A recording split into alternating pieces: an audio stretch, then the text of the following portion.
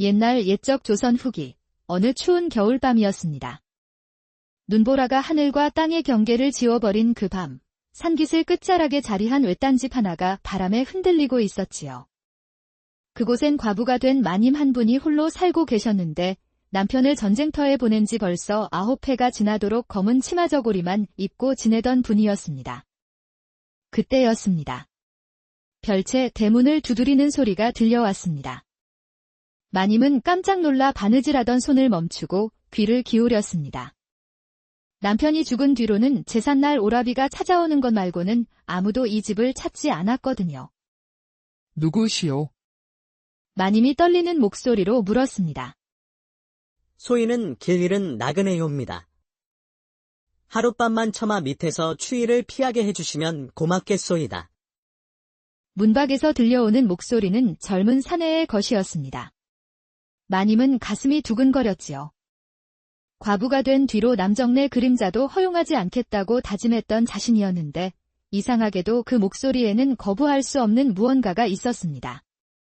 마님이 조심스럽게 문을 열어보니 눈 속에 한 사내가 서 있었습니다. 키는 훤칠하고 어깨는 넓었지만 두 눈을 꼭 감고 있는 것이 눈에 띄었지요. 그의 옷은 누더기가 되어 있었고 몸은 추위에 떨고 있었습니다. 소인은 눈이 멀었소이다. 사내가 말했습니다. 보시다시피 이 몸은 아무것도 볼 수 없으니 마님께서도 걱정하실 것 없을 것이옵니다. 다만 몸은 튼튼하오니 허들의 실은 시키시는 대로 다 하겠소이다. 마님은 그 말을 듣고 마음이 누그러졌습니다. 눈이 멀었다니 그렇다면 자신을 볼 수도 없고 해코지할 수도 없을 것이라는 생각이 들었거든요. 게다가 혼자 사는 이 별채에는 정말로 해야 할 일이 산더미였습니다. 그렇다면 사랑채에서 지내시오. 빨래와 물 깃기, 장작 패기 같은 일을 맡아주신다면 밥과 잠자리는 제공하겠소이다. 이렇게 해서 젊은 머슴이 별채에 들어오게 되었습니다. 그의 이름을 물어보니 장세라 불러주시옵소서라고 답했지요. 마님은 그를 사랑채에 자리 잡게 해주었는데 신기한 것은 사랑채와 안채 사이에 얇은 벽 하나만 있어서 서로의 기척을 다 들을 수 있다는 것이었습니다. 다음 날부터 장세는 부지런히 일했습니다. 눈이 멀었다고는 하지만 손끝으로 모든 것을 척척 해내는 것이 신기할 정도였지요. 물을 기를 때도 한 방울 흘리지 않았고 장작을 팰 때도 정확히 나무를 쪼개었습니다. 그런데 마님에게는 한 가지 이상한 버릇이 있었습니다. 장세가 일하는 모습을 보면서 자꾸만 자신의 속옷 매듭을 풀어놓는 것이었지요. 그리고는 바느질거리를 들고 나와 사랑채 마루 앞에 앉아서 허리끈을 꿰매곤 했습니다. 마님, 무엇을 바느질하고 계시옵니까? 장세가 물었습니다. 별것 아니오. 그저 속옷의 매듭이 자꾸 풀어져서 고치고 있을 뿐이요. 마님이 얼굴을 붉히며 답했습니다. 장세는 고개를 끄덕이며 계속 일했습니다. 그런데 이상한 것은 그가 늘 눈을 감고 있으면서도 마님이 바느질하는 모습을 향해 고개를 돌린다는 것이었지요. 마님은 그런 장세를 보며 가슴이 이상하게 뛰기 시작했습니다. 며칠이 지나자 마님은 더욱 대담해졌습니다. 장세가 빨래를 널러 나올 때면 일부러 붉은 속적삼을 꺼내 흔들어 보이기도 하고 그가 지나가는 길목에 앉아서 치마폭을 살짝 걷어 올리기도 했지요. 하지만 장세는 여전히 눈을 감고 있었고 그저 공손히 인사만 드릴 뿐이었습니다.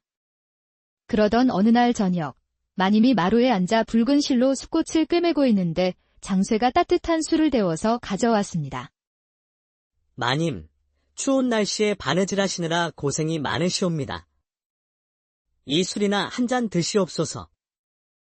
마님이 고개를 들어보니 장세가 두 눈을 감은 채로 정확히 자신을 향해 술잔을 내밀고 있었습니다.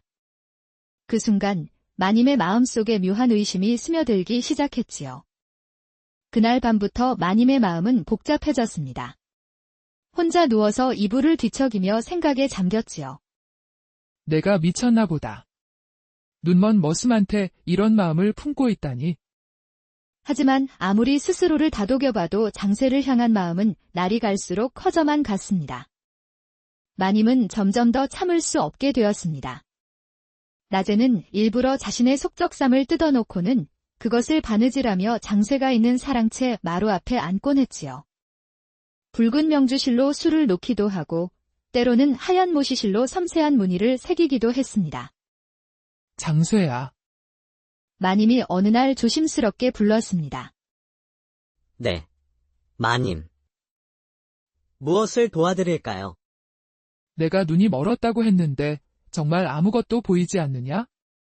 장쇠는 잠시 주춤했습니다. 그리고는 깊은 한숨을 쉬며 답했지요. 그러하옵니다, 마님. 소인의 눈에는 밤과 낮도 구별되지 않사옵니다. 하지만 마님은 뭔가 이상함을 느꼈습니다.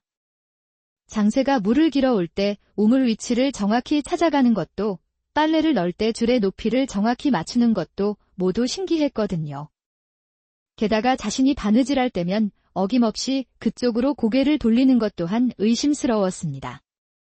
며칠 후 마님은 장쇠를 시험해 보기로 마음먹었습니다. 평소와 달리 파란 명주천으로 속옷을 지어 입고는 사랑채 안마루에 나가 앉았지요. 그리고는 일부러 큰 소리로 바느질거리를 털면서 말했습니다. 오늘은 날씨가 참 좋구나. 이렇게 맑은 날에는 붉은 옷이 잘 어울릴 것 같은데. 장쇠가 장작을 패던 손을 멈추더니 고개를 들었습니다. 마님, 오늘은 붉은 옷을 입지 않으셨군요. 마님은 깜짝 놀랐습니다. 뭐라고? 내가 어떻게 그걸 알 수 있단 말이냐? 눈이 멀었다며. 장쇠는 당황한 듯 도끼를 내려놓고 고개를 숙였습니다. 그건 냄새로 아는 것이옵니다. 마님께서 붉은 천을 입으실 때는 향이 달랐습니다. 향이 달랐다고? 붉은 천에는 붉은 꽃의 향이 스며 있고 파란 천에는 하늘의 향이 스며 있어옵니다. 소인이 눈이 멀었기에 다른 감각들이 더욱 예민해진 것 같사옵니다. 마님은 그 말을 듣고 더욱 의심스러워했습니다. 과연 그것이 가능한 일일까? 하지만 한편으로는 그런 장쇠가 더욱 신비롭게 느껴지기도 했지요. 그날 밤, 마님은 잠들지 못하고 뒤척였습니다. 벽 너머에서 들려오는 장쇠의 고른 숨소리를 들으며 온갖 상상에 빠져들었지요. 그의 따뜻한 손길이 자신의 볼을 스치는 것 같고 그의 목소리가 달콤한 꿀처럼 귓가에 맴도는 것 같았습니다. 다음 날부터 마님은 더욱 적극적으로 장쇠를 유혹하기 시작했습니다. 목화솜을 뜯을 때는 일부러 그의 곁에 가서 앉았고 우물에서 물을 기를 때는 그와 어깨가 닿도록 가까이 다가갔지요. 그럴 때마다 장쇠는 몸을 움츠리며 거리를 두려 했지만 얼굴에는 미묘한 표정이 스쳐 지나갔습니다. 어느 날 오후 마님이 빨간 치마 저고리를 입고 마당에서 빨래를 널고 있는데 장쇠가 나무를 하러 산에서 돌아왔습니다. 그는 지게에 가득 찐 나무를 내려놓더니 마님 쪽으로 고개를 돌렸지요. 마님, 오늘은 특별한 날이신가 보군요. 왜 그렇게 생각하느냐? 붉은 꽃향기가 유난히 지나옵니다. 마님은 가슴이 뛰었습니다. 정말로 자신이 입은 옷의 색깔을 맞춘 것일까요? 아니면 다른 이유가 있는 것일까요? 그날 저녁, 마님은 용기를 내어 장쇠에게 술을 권했습니다. 장쇠야, 오늘 하루도 수고했다. 이 술이나 한잔하거라. 고맙습니다, 마님. 두 사람은 마루에 마주 앉아 조용히 술을 마셨습니다. 달빛이 마당을 은은하게 비추고 어딘가에서 벌레들의 합창이 들려왔지요. 마님은 장쇠의 얼굴을 자세히 바라보았습니다.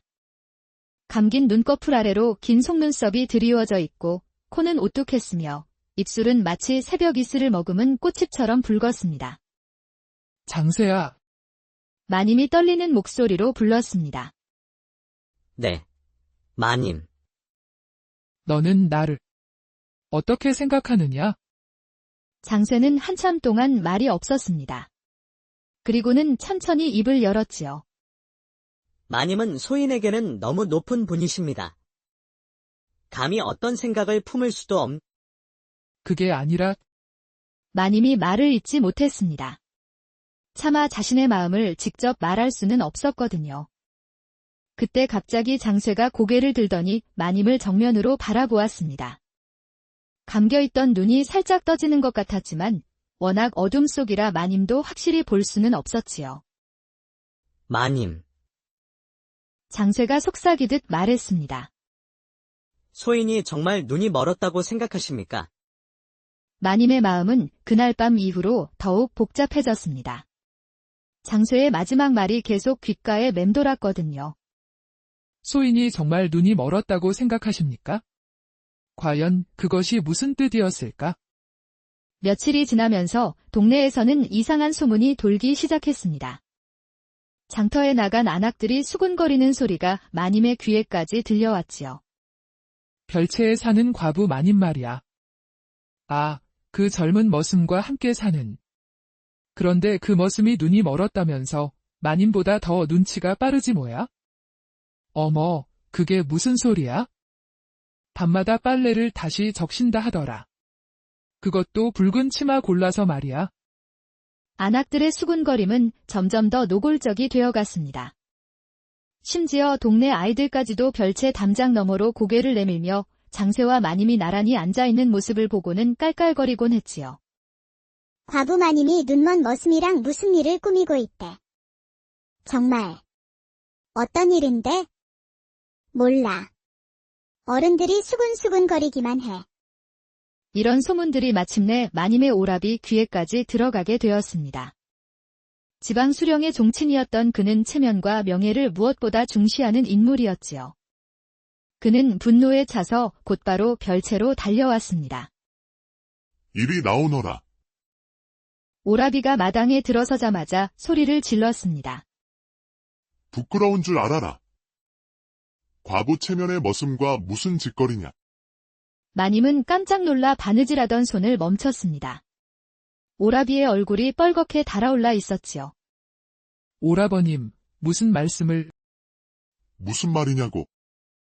온 동네가 다 아는 이야기를 모르는 척하느냐. 오라비가 곤장을 들고 사랑채 쪽으로 향했습니다. 이 불안당 놈아. 어디 있느냐. 장쇠가 나무를 패던 도끼를 내려놓고 나왔습니다. 그는 여전히 두 눈을 감고 있었지만 곧장 오라비 앞에 무릎을 꿇었지요. 소인이 잘못하였습니다. 잘못했다고. 과부 집에 들어와서 무슨 못된 짓을 꾸몄는지 똑똑히 말해보거라. 장쇠는 고개를 숙인 채 답했습니다. 소인은 그저 마님의 은혜에 보답하려 했을 뿐입니다. 더러운 마음을 품은 적은 없사옵니다. 거짓말. 온 동네 사람들이 다 보았다고 하지 않느냐. 오라비가 곤장을 들어 올렸습니다. 밤낮으로 마님과 붙어 다니며 무슨 짓을 했는지. 오라버님, 그만하세요. 마님이 달려와서 오라비의 팔을 붙잡았습니다. 장쇠는 잘못한 게 없어요. 제가 그를 머물게 한 것입니다. 내가 머물게 했다고. 그럼 정말로 무슨 일이 있었다는 것이냐. 마님은 말문이 막혔습니다. 사실 아무 일도 없었지만 자신의 마음만큼은 이미 장쇠에게 향해 있었거든요. 그것을 어떻게 설명할 수 있겠습니까? 오라비는 마님의 침묵을 보고 더욱 분노했습니다. 이 집안의 체면을 어떻게 할 거냐. 당장 이 머슴을 내쫓아라. 안 됩니다. 마님이 소리쳤습니다. 장쇠는 제게 필요한 사람입니다. 필요하다고? 과부가 무슨 남정네가 필요하단 말이냐. 그때 장쇠가 일어서서 말했습니다. 마님, 소인이 떠나는 것이 좋겠습니다. 장쇠야, 너까지?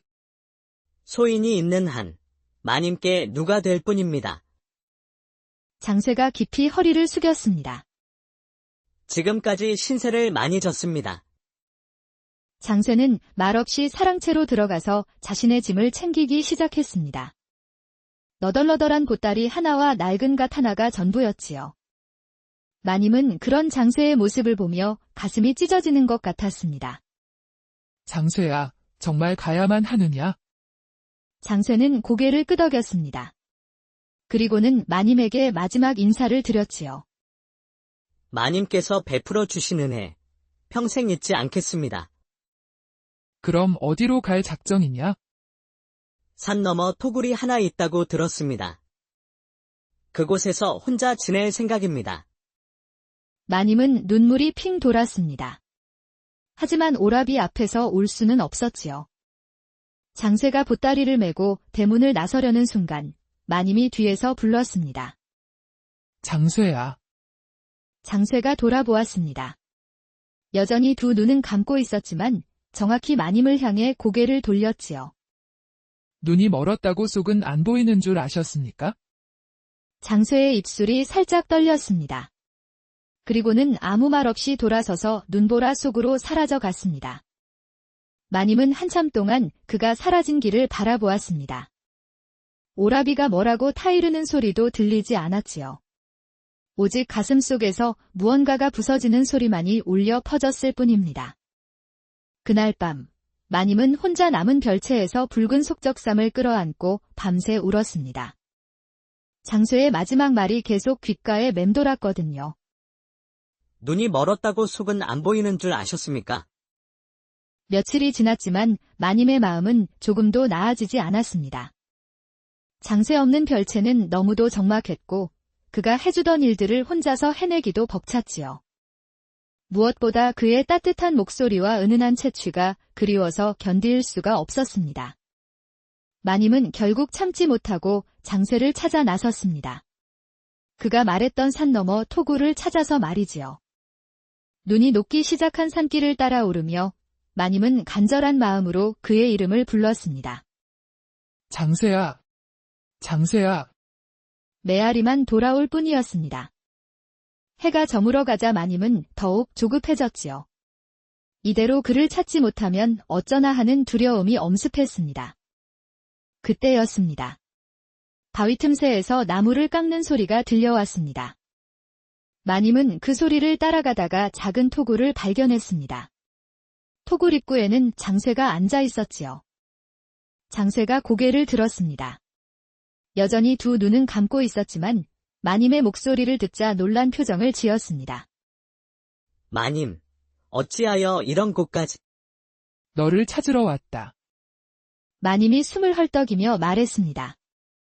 너 없이는 살 수가 없구나. 장쇠는 손에 들고 있던 나무 인형을 내려놓았습니다. 그 인형은 마님을 닮은 여인의 모습이었지요. 섬세하게 조각된 얼굴과 우아한 자세가 마님과 똑 닮아 있었습니다. 마님, 돌아가십시오. 싫다. 나는 여기서 너와 함께 살겠다. 장쇠가 깊은 한숨을 쉬었습니다. 그리고는 천천히 입을 열었지요. 마님, 제가 왜 눈먼 척을 했을 것 같습니까? 마님은 깜짝 놀랐습니다. 눈먼 척이라니. 그럼 너는 정말로 볼 수 있다는 말이냐? 그렇습니다.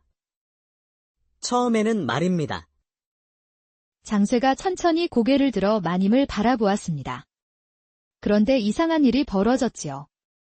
그의 눈동자가 초점 없이 허공을 바라보고 있었습니다. 저는 원래 관군이었습니다. 장쇠가 이야기를 시작했습니다. 변방에서 오랑캐들과 싸우다가 눈을 다쳤지만 완전히 실명한 것은 아니었지요. 흐릿하게나마 볼 수는 있었습니다. 마님은 숨을 죽이고 그의 말을 들었습니다. 그런데 전쟁이 끝나고 고향으로 돌아오는 길에 마님의 별채를 발견했습니다. 그때 마님께서 마당에서 빨래를 널고 계셨지요. 장쇠의 목소리가 떨렸습니다. 마님이 절 보고 미소 지었을 때 그 순간을 오래 품고 싶었기 때문입니다. 만약 제가 볼 수 있다는 걸 안다면 마님께서 저를 경계하실 것 같아서. 그래서 눈먼 척을 했다는 것이냐? 그렇습니다. 하지만 장쇠가 말을 멈췄습니다. 그리고는 쓸쓸하게 웃었지요. 이번엔 정말 아무것도 보이지 않습니다. 마님은 그 말을 듣고 가슴이 무너지는 것 같았습니다. 무슨 뜻이냐? 마님을 속였다는 죄책감 때문일까요? 아니면 하늘에 버릴까요? 며칠 전부터 정말로 아무것도 보이지 않게 되었습니다. 장쇠가 손으로 자신의 눈을 가리켰습니다. 마님의 아름다운 모습을 더 이상 볼 수 없게 되었습니다. 마님은 눈물이 핑 돌았습니다. 그토록 바라던 진실을 알게 되었지만 이런 식으로 알게 될 줄은 몰랐거든요. 그럼 내가 입은 옷 색깔을 맞춘 것도 처음에는 정말로 볼 수 있었습니다. 마님의 붉은 치마 저고리도 파란 명주 속옷도 모두 볼 수 있었지요. 하지만 지금은 장쇠가 마님을 향해 손을 뻗었지만 허공을 짚을 뿐이었습니다. 마님이 어디 계신지도 정확히 알 수 없습니다. 마님은 더 이상 참을 수 없었습니다. 장쇠의 손을 잡고 자신의 뺨에 갖다 댔지요. 여기 있다. 내가 여기 있다. 장쇠의 손가락이 마님의 뺨을 조심스럽게 어루만졌습니다. 마치 깨질까 봐 두려워하는 듯했지요. 마님, 저는 이제 정말로 아무것도 들을 것이 없습니다. 그런 말 하지 마라. 마님이 울면서 말했습니다. 내가 나에게 준 것이 얼마나 많은데 무엇을 드렸다는 말씀이십니까? 따뜻한 마음, 그리고 사랑을. 마님은 더 이상 말을 이을 수 없었습니다. 장쇠를 끌어안고 흐느껴 울기만 했지요. 그날 밤, 두 사람은 토굴에서 함께 지냈습니다. 장쇠가 깎아놓은 나무 인형들이 촛불에 비춰져 환상적인 그림자를 만들어냈지요. 마님은 그 인형들을 하나하나 들여다보았습니다. 모두 자신의 모습을 조각한 것들이었습니다.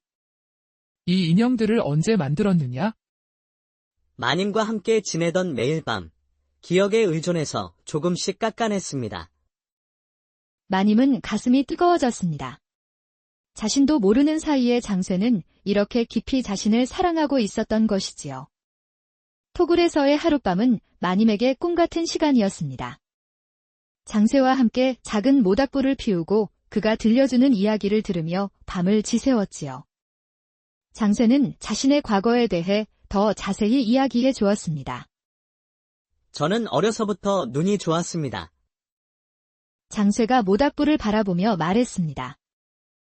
멀리 있는 새의 깃털까지도 구분할 수 있을 정도였지요. 그래서 궁사가 되어 나라를 지키는 일에 뜻을 두었습니다. 마님은 그의 옆에 바짝 다가앉아 이야기를 들었습니다. 장쇠의 목소리에는 깊은 슬픔이 배어 있었지요. 하지만 마지막 전투에서 적의 화살이 제 눈을 스쳤습니다.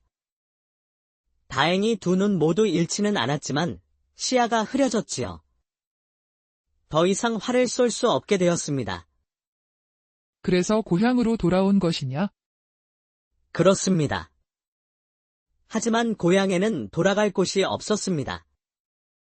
부모님은 이미 돌아가셨고 형제들도 모두 뿔뿔이 흩어진 후였지요.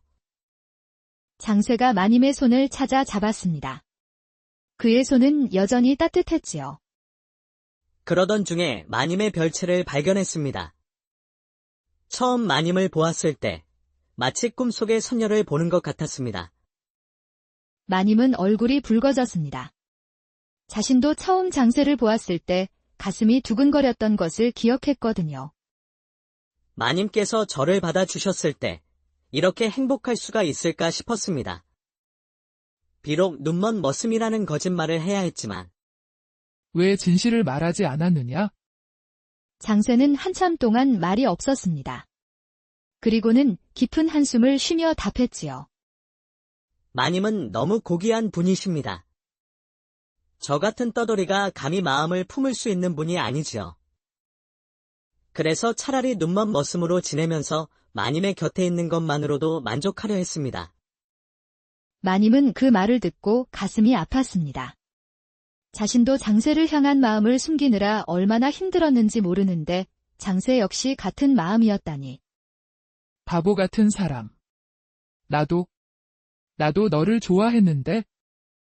마님, 저를 그렇다. 처음 만난 날부터 내가 특별하다고 생각했다.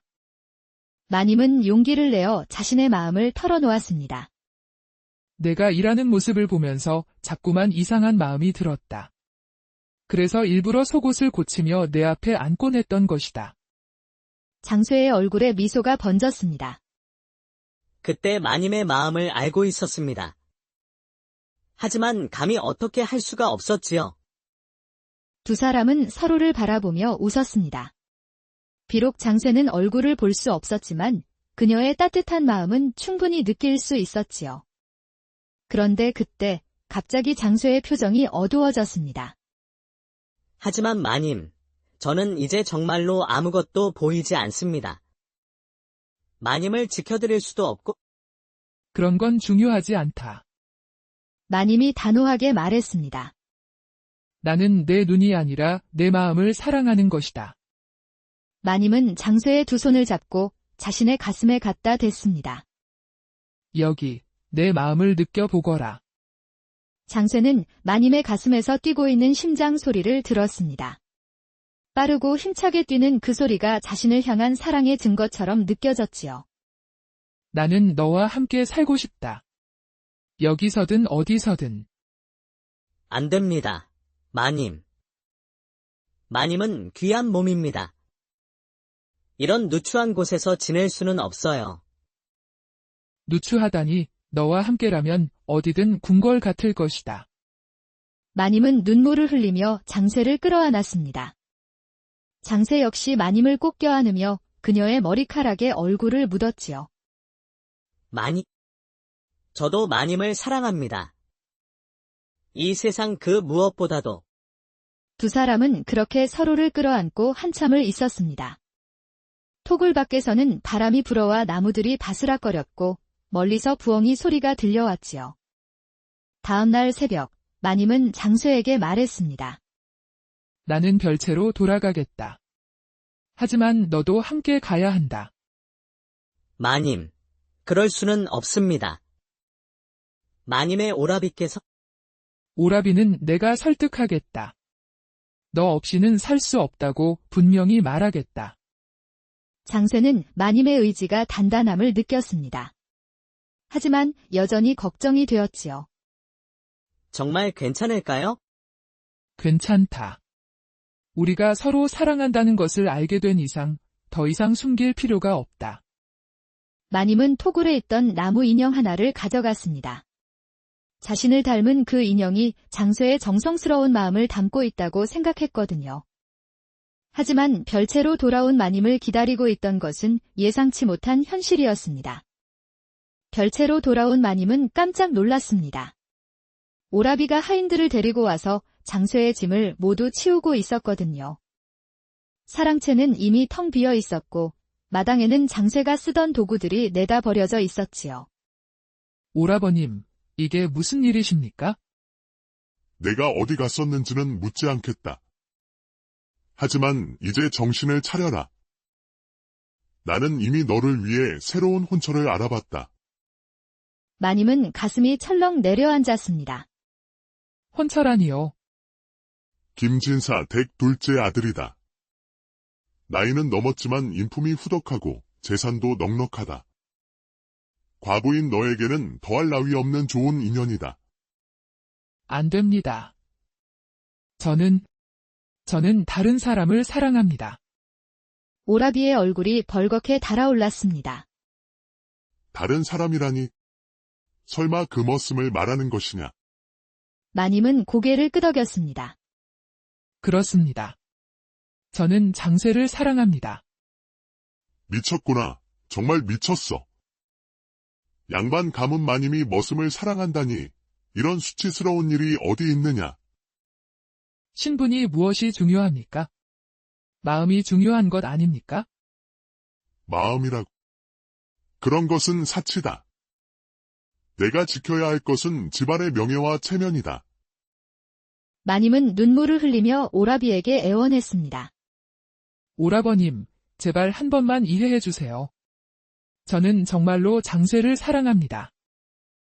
그런 말은 집어치워라. 여봐라. 이것을 안채에 가두어라. 혼인 날까지 한 발짝도 나오지 못하게 하고. 하인들이 마님을 끌고 가려 하자 마님이 발버둥치며 저항했습니다. 놓으세요. 놓으라고요. 하지만 역부족이었습니다. 마님은 결국 안채에 갇히고 말았지요. 며칠이 지나도록 마님은 방에서 나오지 않았습니다. 밥도 제대로 먹지 않고 하루 종일 창문만 바라보며 장세를 그리워했지요. 그녀의 손에는 토굴에서 가져온 나무 인형이 꼭 쥐어져 있었습니다. 그러던 어느 날 밤, 마님은 결심을 했습니다. 이대로 있을 수는 없다고 생각한 것이지요. 창문을 통해 밖으로 나간 마님은 다시 산으로 향했습니다. 하지만 토굴에는 장쇠가 없었습니다. 대신 바위 위에 쪽지 하나가 놓여 있었지요. 마님께서 오실 줄 알고 이 글을 남깁니다. 마님을 더 이상 힘들게 할 수는 없어서 멀리 떠납니다. 마님의 행복을 빕니다. 마님은 그 쪽지를 읽고 주저앉았습니다. 장쇠가 정말로 떠났다는 현실을 받아들일 수 없었거든요. 안 돼. 안 된다고. 마님은 울면서 토굴 곳곳을 뒤졌습니다. 혹시 장쇠가 숨어있거나 다른 단서라도 남겨놨을까 해서였지요. 그런데 토굴 깊숙한 곳에서 나무 인형을 하나 더 발견했습니다. 그 인형에는 작은 글씨로 무언가가 새겨져 있었습니다. 마님이 웃던 날, 내 눈이 멀었소. 마님은 그 글꼴을 읽고 가슴이 무너지는 것 같았습니다. 장쇠가 자신을 사랑하게 된 순간이 바로 그의 눈이 멀게 된 원인이었다는 뜻일까요? 마님은 그 인형을 꼭 끌어안고 밤새 울었습니다. 토굴 밖에서는 바람이 슬프게 울어댔고 하늘에서는 눈이 내리기 시작했지요. 다음 날 아침, 마님은 붉은 속치마를 벗어서 인형에 둘러주었습니다. 그리고는 인형을 가슴에 안고 천천히 별채로 돌아갔지요. 별채에 도착한 마님을 본 오라비는 다시 화를 냈습니다. 또 어디 갔다 온 것이냐? 혼인날이 코앞인데. 하지만 마님은 아무 대답도 하지 않았습니다. 그저 인형을 안고 안채로 들어갔을 뿐이지요. 그날 밤, 마님은 인형을 마루에 세워두고 그 앞에 앉아 있었습니다. 촛불이 인형을 비추자 마치 장쇠가 자신을 바라보고 있는 것 같았지요. 장세야, 너는 정말 멀리 가버린 것이냐? 인형은 물론 대답하지 않았습니다. 하지만 마님에게는 장쇠의 목소리가 들리는 것 같았지요. 마님, 행복하십시오. 마님은 인형의 작은 얼굴을 쓰다듬으며 눈물을 흘렸습니다. 이제 이 인형만이 장쇠와 자신을 연결해주는 유일한 고리였거든요. 며칠 후, 혼인날이 다가왔습니다. 오라비는 혼례 준비를 서둘렀지만 마님은 여전히 장쇠가 만든 나무 인형만 바라보며 지냈지요. 인형은 마치 살아있는 사람처럼 마님을 위로해주는 것 같았습니다. 혼례 전날 밤, 마님은 마지막으로 결심을 했습니다. 이런 식으로 살 수는 없다고 생각한 것이지요. 자신의 진짜 마음을 따르기로 한 것입니다. 마님은 오라비를 찾아가서 말했습니다. 오라버님, 저는 혼인할 수 없습니다. 또 시작이구나. 내일이 혼례날인데 무슨 소리냐? 저는 장세를 기다리겠습니다. 그가 돌아올 때까지. 그 머슴은 이미 떠났다고 하지 않았느냐? 언제까지 그런 헛된 꿈을 품고 살 작정이냐? 헛된 꿈이 아닙니다. 진짜 사랑입니다. 사랑. 그런 것이 밥 먹여주냐? 집안 체면을 세워주냐? 마님은 더 이상 오라비와 논쟁하지 않았습니다. 대신 조용히 말했지요. 오라버님께서 원하신다면 저를 이 집에서 내쫓으셔도 좋습니다. 하지만 다른 사람과 혼인은 할 수 없습니다. 오라비는 마님의 단단한 의지를 보고 한숨을 쉬었습니다. 사실 그도 여동생의 행복을 바라지 않는 것은 아니었거든요. 다만 집안의 체면과 세상의 시선이 걱정되었을 뿐이었습니다. 정말로. 그 머슴을 그렇게 사랑하느냐? 마님은 고개를 끄덕였습니다. 그렇습니다. 제가 살아온 29회 중에서 가장 확실한 마음입니다. 오라비는 한참 동안 말이 없었습니다. 그리고는 깊은 한숨을 쉬며 말했지요. 알겠다. 혼례는 취소하겠다. 하지만 그 머슴이 돌아오지 않으면 어쩔 작정이냐? 그래도 기다리겠습니다. 오라비가 떠난 후 마님은 혼자 남았습니다. 이제 정말로 자신의 선택에 따라 살아가야 했지요. 마님은 다시는 속옷을 고치지 않았습니다. 더 이상 누구에게 보여주려고 하지도 않았거든요. 대신 마님은 매일 사랑채 마루에 앉아서 장쇠가 만든 나무 인형과 이야기를 나누었습니다. 인형에게는 따뜻한 옷을 입혀주고 작은 상도 차려주었지요. 장쇠야, 오늘은 날씨가 참 좋구나. 내가 좋아하던 따뜻한 햇살이 마당에 가득하다. 마님은 인형에게 하루하루의 일상을 이야기해 주었습니다. 마치 장쇠가 정말로 그곳에 있는 것처럼 말이지요. 동네 사람들은 마님이 이상해졌다고 수군거렸지만 마님은 개의치 않았지요. 계절이 바뀌어 여름이 되고 다시 가을이 왔습니다. 마님은 여전히 장쇠를 기다렸지요. 혹시라도 그가 돌아올까 봐 매일 저녁 대문 앞에 나가서 길을 바라보기도 했습니다. 그러던 어느 가을날 마님은 인형에게 특별한 이야기를 해주었습니다. 장쇠야, 너를 처음 만났을 때가 생각난다. 그때 너는 눈이 멀었지만 몸은 튼튼하다고 했지? 하지만 사실 내가 가진 것은 눈이 아니라 마음이었구나. 마님은 인형의 작은 얼굴을 바라보며 미소를 지었습니다. 너는 내 마음을 보았다. 내가 숨기려던 마음까지도 다 보았지? 그날 밤 마님은 꿈을 꾸었 옛날 옛적 조선 후기 어느 추운 겨울밤이었습니다. 눈보라가 하늘과 땅의 경계를 지워버린 그 밤, 산깃을 끝자락에 자리한 외딴 집 하나가 바람에 흔들리고 있었지요. 그곳엔 과부가 된 마님 한 분이 홀로 살고 계셨는데 남편을 전쟁터에 보낸 지 벌써 9해가 지나도록 검은 치마저고리만 입고 지내던 분이었습니다. 그때였습니다. 별채 대문을 두드리는 소리가 들려왔습니다. 마님은 깜짝 놀라 바느질하던 손을 멈추고 귀를 기울였습니다. 남편이 죽은 뒤로는 제삿날 오라비가 찾아오는 것 말고는 아무도 이 집을 찾지 않았거든요. 누구시오? 마님이 떨리는 목소리로 물었습니다. 소인은 길 잃은 나그네요입니다. 하룻밤만 처마 밑에서 추위를 피하게 해주시면 고맙겠소이다. 문밖에서 들려오는 목소리는 젊은 사내의 것이었습니다. 마님은 가슴이 두근거렸지요. 과부가 된 뒤로 남정네 그림자도 허용하지 않겠다고 다짐했던 자신이었는데 이상하게도 그 목소리에는 거부할 수 없는 무언가가 있었습니다. 마님이 조심스럽게 문을 열어보니 눈 속에 한 사내가 서 있었습니다. 키는 훤칠하고 어깨는 넓었지만 두 눈을 꼭 감고 있는 것이 눈에 띄었지요. 그의 옷은 누더기가 되어 있었고 몸은 추위에 떨고 있었습니다. 소인은 눈이 멀었소이다. 사내가 말했습니다. 보시다시피 이 몸은 아무것도 볼 수 없으니 마님께서도 걱정하실 것 없을 것이옵니다.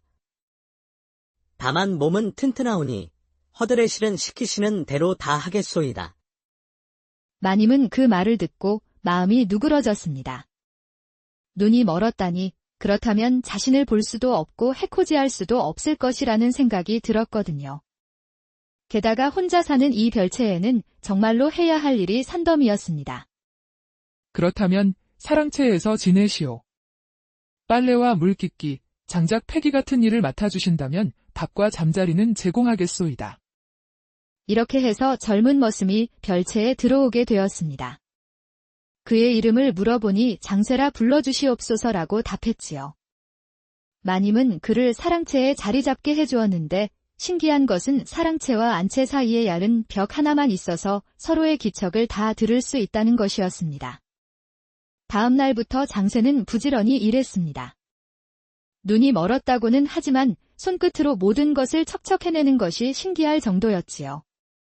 물을 기를 때도 한 방울 흘리지 않았고 장작을 팰 때도 정확히 나무를 쪼개었습니다. 그런데 마님에게는 한 가지 이상한 버릇이 있었습니다. 장쇠가 일하는 모습을 보면서 자꾸만 자신의 속옷 매듭을 풀어놓는 것이었지요. 그리고는 바느질거리를 들고 나와 사랑채 마루 앞에 앉아서 허리끈을 꿰매곤 했습니다. 마님, 무엇을 바느질하고 계시옵니까? 장세가 물었습니다. 별것 아니요. 그저 속옷의 매듭이 자꾸 풀어져서 고치고 있을 뿐이요. 마님이 얼굴을 붉히며 답했습니다. 장세는 고개를 끄덕이며 계속 일했습니다. 그런데 이상한 것은 그가 늘 눈을 감고 있으면서도 마님이 바느질하는 모습을 향해 고개를 돌린다는 것이었지요. 마님은 그런 장세를 보며 가슴이 이상하게 뛰기 시작했습니다. 며칠이 지나자 마님은 더욱 대담해졌습니다. 장세가 빨래를 널러 나올 때면 일부러 붉은 속적삼을 꺼내 흔들어 보이기도 하고 그가 지나가는 길목에 앉아서 치마폭을 살짝 걷어 올리기도 했지요. 하지만 장세는 여전히 눈을 감고 있었고 그저 공손히 인사만 드릴 뿐이었습니다. 그러던 어느 날 저녁, 마님이 마루에 앉아 붉은 실로 숯꽃을 꿰매고 있는데 장세가 따뜻한 술을 데워서 가져왔습니다. 마님, 추운 날씨에 바느질하시느라 고생이 많으시옵니다. 이 술이나 한 잔 드시옵소서. 마님이 고개를 들어보니 장세가 두 눈을 감은 채로 정확히 자신을 향해 술잔을 내밀고 있었습니다. 그 순간 마님의 마음속에 묘한 의심이 스며들기 시작했지요. 그날 밤부터 마님의 마음은 복잡해졌습니다. 혼자 누워서 이불을 뒤척이며 생각에 잠겼지요. 내가 미쳤나 보다. 눈먼 머슴한테 이런 마음을 품고 있다니. 하지만 아무리 스스로를 다독여봐도 장세를 향한 마음은 날이 갈수록 커져만 갔습니다. 마님은 점점 더 참을 수 없게 되었습니다. 낮에는 일부러 자신의 속적삼을 뜯어놓고는 그것을 바느질하며 장세가 있는 사랑채 마루 앞에 앉곤 했지요. 붉은 명주실로 술을 놓기도 하고 때로는 하얀 모시실로 섬세한 무늬를 새기기도 했습니다. 장세야. 마님이 어느 날 조심스럽게 불렀습니다. 네, 마님. 무엇을 도와드릴까요? 내가 눈이 멀었다고 했는데 정말 아무것도 보이지 않느냐? 장세는 잠시 주춤했습니다. 그리고는 깊은 한숨을 쉬며 답했지요. 그러하옵니다, 마님. 소인의 눈에는 밤과 낮도 구별되지 않사옵니다. 하지만 마님은 뭔가 이상함을 느꼈습니다. 장세가 물을 길어올 때 우물 위치를 정확히 찾아가는 것도 빨래를 널 때 줄의 높이를 정확히 맞추는 것도 모두 신기했거든요. 게다가 자신이 바느질할 때면 어김없이 그쪽으로 고개를 돌리는 것 또한 의심스러웠습니다. 며칠 후 마님은 장세를 시험해 보기로 마음먹었습니다. 평소와 달리 파란 명주천으로 속옷을 지어 입고는 사랑채 앞마루에 나가 앉았지요. 그리고는 일부러 큰 소리로 바느질거리를 털면서 말했습니다. 오늘은 날씨가 참 좋구나. 이렇게 맑은 날에는 붉은 옷이 잘 어울릴 것 같은데. 장세가 장작을 패던 손을 멈추더니 고개를 들었습니다. 마님, 오늘은 붉은 옷을 입지 않으셨군요. 마님은 깜짝 놀랐습니다. 뭐라고? 내가 어떻게 그걸 알 수 있단 말이냐? 눈이 멀었다며. 장세는 당황한 듯 도끼를 내려놓고 고개를 숙였습니다. 그건 냄새로 아는 것이옵니다. 마님께서 붉은 천을 입으실 때는 향이 달랐습니다. 향이 달랐다고? 붉은 천에는 붉은 꽃의 향이 스며 있고 파란 천에는 하늘의 향이 스며 있어옵니다. 소인이 눈이 멀었기에 다른 감각들이 더욱 예민해진 것 같사옵니다. 마님은 그 말을 듣고 더욱 의심스러워했습니다. 과연 그것이 가능한 일일까? 하지만 한편으로는 그런 장세가 더욱 신비롭게 느껴지기도 했지요. 그날 밤, 마님은 잠들지 못하고 뒤척였습니다. 벽 너머에서 들려오는 장세의 고른 숨소리를 들으며 온갖 상상에 빠져들었지요. 그의 따뜻한 손길이 자신의 볼을 스치는 것 같고 그의 목소리가 달콤한 꿀처럼 귓가에 맴도는 것 같았습니다. 다음 날부터 마님은 더욱 적극적으로 장세를 유혹하기 시작했습니다. 목화솜을 뜯을 때는 일부러 그의 곁에 가서 앉았고 우물에서 물을 기를 때는 그와 어깨가 닿도록 가까이 다가갔지요.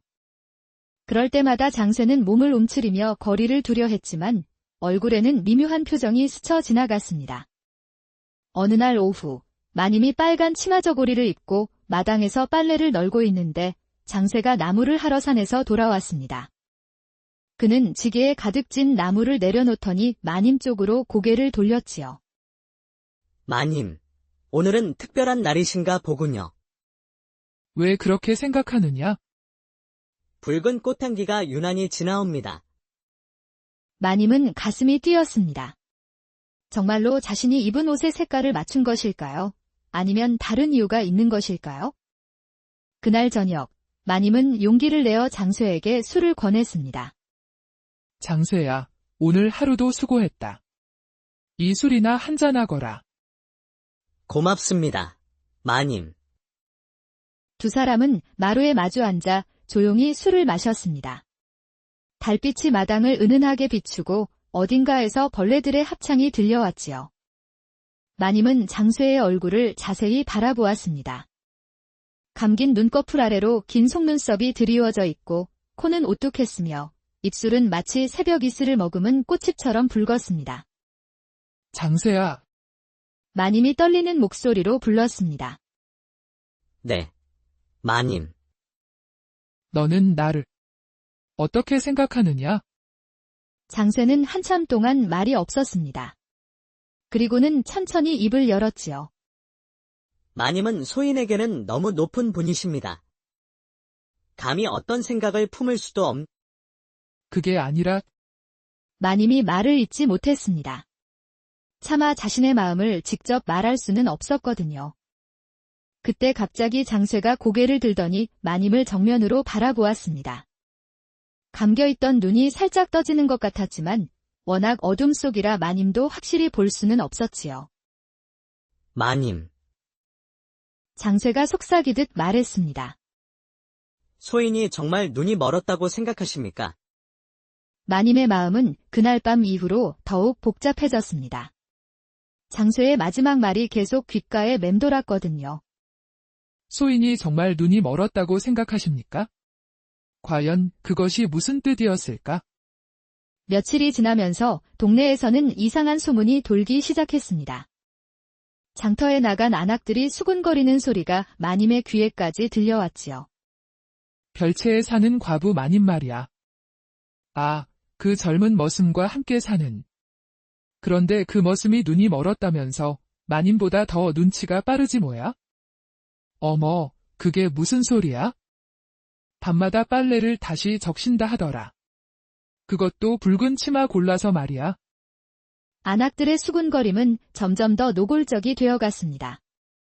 심지어 동네 아이들까지도 별채 담장 너머로 고개를 내밀며 장쇠와 마님이 나란히 앉아있는 모습을 보고는 깔깔거리곤 했지요. 과부 마님이 눈먼 머슴이랑 무슨 일을 꾸미고 있대. 정말. 어떤 일인데? 몰라. 어른들이 수군수군거리기만 해. 이런 소문들이 마침내 마님의 오라비 귀에까지 들어가게 되었습니다. 지방 수령의 종친이었던 그는 체면과 명예를 무엇보다 중시하는 인물이었지요. 그는 분노에 차서 곧바로 별채로 달려왔습니다. 이리 나오너라. 오라비가 마당에 들어서자마자 소리를 질렀습니다. 부끄러운 줄 알아라. 과부 체면의 머슴과 무슨 짓거리냐. 마님은 깜짝 놀라 바느질하던 손을 멈췄습니다. 오라비의 얼굴이 뻘겋게 달아올라 있었지요. 오라버님, 무슨 말씀을... 무슨 말이냐고. 온 동네가 다 아는 이야기를 모르는 척하느냐. 오라비가 곤장을 들고 사랑채 쪽으로 향했습니다. 이 불안당 놈아. 어디 있느냐. 장쇠가 나무를 패던 도끼를 내려놓고 나왔습니다. 그는 여전히 두 눈을 감고 있었지만 곧장 오라비 앞에 무릎을 꿇었지요. 소인이 잘못하였습니다. 잘못했다고? 과부 집에 들어와서 무슨 못된 짓을 꾸몄는지 똑똑히 말해보거라. 장쇠는 고개를 숙인 채 답했습니다. 소인은 그저 마님의 은혜에 보답하려 했을 뿐입니다. 더러운 마음을 품은 적은 없사옵니다. 거짓말. 온 동네 사람들이 다 보았다고 하지 않느냐. 오라비가 곤장을 들어 올렸습니다. 밤낮으로 마님과 붙어 다니며 무슨 짓을 했는지. 오라버님, 그만하세요. 마님이 달려와서 오라비의 팔을 붙잡았습니다. 장세는 잘못한 게 없어요. 제가 그를 머물게 한 것입니다. 내가 머물게 했다고. 그럼 정말로 무슨 일이 있었다는 것이냐? 마님은 말문이 막혔습니다. 사실 아무 일도 없었지만 자신의 마음만큼은 이미 장쇠에게 향해 있었거든요. 그것을 어떻게 설명할 수 있겠습니까? 오라비는 마님의 침묵을 보고 더욱 분노했습니다. 이 집안의 체면을 어떻게 할 거냐? 당장 이 머슴을 내쫓아라. 안 됩니다. 마님이 소리쳤습니다. 장세는 제게 필요한 사람입니다. 필요하다고? 과부가 무슨 남정네가 필요하단 말이냐? 그때 장쇠가 일어서서 말했습니다. 마님, 소인이 떠나는 것이 좋겠습니다. 장세야, 너까지? 소인이 있는 한, 마님께 누가 될 뿐입니다. 장쇠가 깊이 허리를 숙였습니다. 지금까지 신세를 많이 졌습니다. 장쇠는 말없이 사랑채로 들어가서 자신의 짐을 챙기기 시작했습니다. 너덜너덜한 보따리 하나와 낡은 갓 하나가 전부였지요. 마님은 그런 장쇠의 모습을 보며 가슴이 찢어지는 것 같았습니다. 장세야, 정말 가야만 하느냐? 장쇠는 고개를 끄덕였습니다. 그리고는 마님에게 마지막 인사를 드렸지요. 마님께서 베풀어 주신 은혜, 평생 잊지 않겠습니다. 그럼 어디로 갈 작정이냐? 산 너머 토굴이 하나 있다고 들었습니다. 그곳에서 혼자 지낼 생각입니다. 마님은 눈물이 핑 돌았습니다. 하지만 오라비 앞에서 울 수는 없었지요. 장쇠가 보따리를 메고 대문을 나서려는 순간 마님이 뒤에서 불렀습니다. 장쇠야. 장쇠가 돌아보았습니다. 여전히 두 눈은 감고 있었지만 정확히 마님을 향해 고개를 돌렸지요. 눈이 멀었다고 속은 안 보이는 줄 아셨습니까? 장쇠의 입술이 살짝 떨렸습니다. 그리고는 아무 말 없이 돌아서서 눈보라 속으로 사라져 갔습니다. 마님은 한참 동안 그가 사라진 길을 바라보았습니다. 오라비가 뭐라고 타이르는 소리도 들리지 않았지요. 오직 가슴 속에서 무언가가 부서지는 소리만이 울려 퍼졌을 뿐입니다. 그날 밤, 마님은 혼자 남은 별채에서 붉은 속적삼을 끌어안고 밤새 울었습니다. 장쇠의 마지막 말이 계속 귓가에 맴돌았거든요. 눈이 멀었다고 속은 안 보이는 줄 아셨습니까? 며칠이 지났지만 마님의 마음은 조금도 나아지지 않았습니다. 장쇠 없는 별채는 너무도 적막했고 그가 해주던 일들을 혼자서 해내기도 벅찼지요. 무엇보다 그의 따뜻한 목소리와 은은한 채취가 그리워서 견딜 수가 없었습니다. 마님은 결국 참지 못하고 장쇠를 찾아 나섰습니다. 그가 말했던 산 너머 토굴을 찾아서 말이지요. 눈이 녹기 시작한 산길을 따라 오르며 마님은 간절한 마음으로 그의 이름을 불렀습니다. 장세야. 장세야. 메아리만 돌아올 뿐이었습니다. 해가 저물어 가자 마님은 더욱 조급해졌지요. 이대로 그를 찾지 못하면 어쩌나 하는 두려움이 엄습했습니다. 그때였습니다. 바위 틈새에서 나무를 깎는 소리가 들려왔습니다. 마님은 그 소리를 따라가다가 작은 토굴을 발견했습니다. 토굴 입구에는 장쇠가 앉아 있었지요. 장쇠가 고개를 들었습니다. 여전히 두 눈은 감고 있었지만 마님의 목소리를 듣자 놀란 표정을 지었습니다. 마님, 어찌하여 이런 곳까지? 너를 찾으러 왔다. 마님이 숨을 헐떡이며 말했습니다. 너 없이는 살 수가 없구나. 장쇠는 손에 들고 있던 나무 인형을 내려놓았습니다. 그 인형은 마님을 닮은 여인의 모습이었지요. 섬세하게 조각된 얼굴과 우아한 자세가 마님과 똑 닮아 있었습니다. 마님, 돌아가십시오. 싫다. 나는 여기서 너와 함께 살겠다. 장쇠가 깊은 한숨을 쉬었습니다. 그리고는 천천히 입을 열었지요. 마님, 제가 왜 눈먼 척을 했을 것 같습니까? 마님은 깜짝 놀랐습니다. 눈먼 척이라니. 그럼 너는 정말로 볼 수 있다는 말이냐?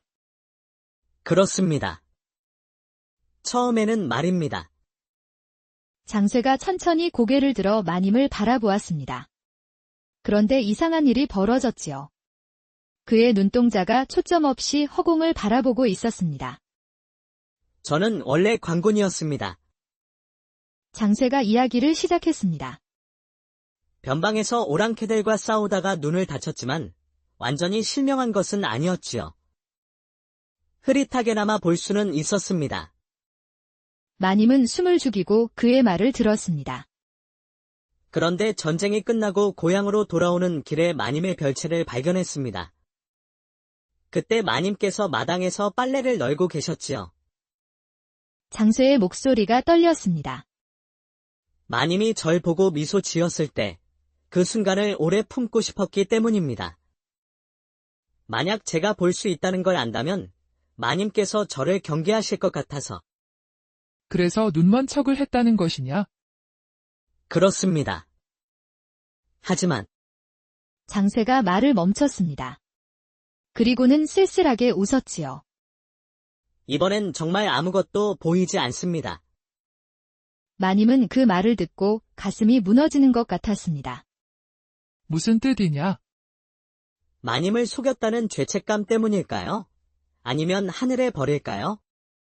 며칠 전부터 정말로 아무것도 보이지 않게 되었습니다.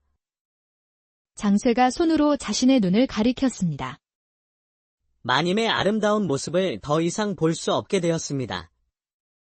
마님은 눈물이 핑 돌았습니다. 그토록 바라던 진실을 알게 되었지만 이런 식으로 알게 될 줄은 몰랐거든요. 그럼 내가 입은 옷 색깔을 맞춘 것도 처음에는 정말로 볼 수 있었습니다. 마님의 붉은 치마 저고리도 파란 명주 속옷도 모두 볼 수 있었지요. 하지만 지금은 장세가 마님을 향해 손을 뻗었지만 허공을 짚을 뿐이었습니다. 마님이 어디 계신지도 정확히 알 수 없습니다. 마님은 더 이상 참을 수 없었습니다. 장세의 손을 잡고 자신의 뺨에 갖다 댔지요. 여기 있다. 내가 여기 있다. 장세의 손가락이 마님의 뺨을 조심스럽게 어루만졌습니다. 마치 깨질까 봐 두려워하는 듯했지요. 마님, 저는 이제 정말로 아무것도 들을 것이 없습니다. 그런 말 하지 마라.